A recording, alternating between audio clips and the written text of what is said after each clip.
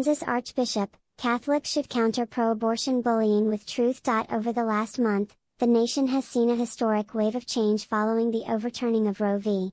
Wade, with the political debate over abortion now shifting to the states. Currently, the Kansas legislature is debating the Value Them Both Amendment, which would potentially regulate access to abortion within the state.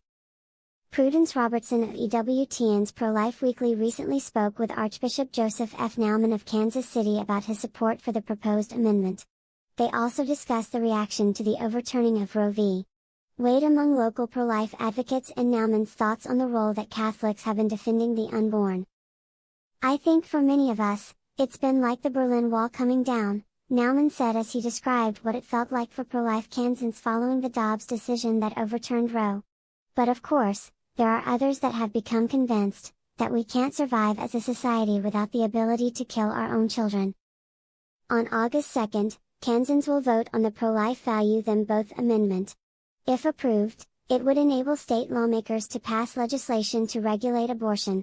Currently, lawmakers are generally prohibited from restricting abortion following a 2019 Kansas Supreme Court ruling that the state's constitution protects abortion. One of the unfortunate side effects of the overturning of Roe has been the vandalization of Catholic churches and pro-life pregnancy centers across the nation as a form of protest, something that Naumann has seen occur within his state. "It's really tragic to see the viciousness and, unfortunately, we've had at least one episode of vandalism at one of our churches here," Naumann said. "A lot of other stealing of signs and defacing of our signs and kind of organized efforts and what I would call almost bullying by the opponents of the amendment here in Kansas."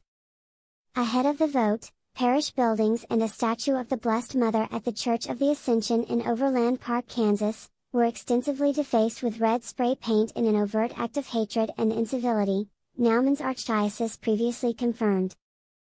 On EWTN's Pro-Life Weekly, Naumann said that the final decision regarding the Value Them Both Amendment ultimately comes down to voter turnout on August 2nd. Archbishop John Carroll thought it was not appropriate for us to endorse candidates, politicians, or parties.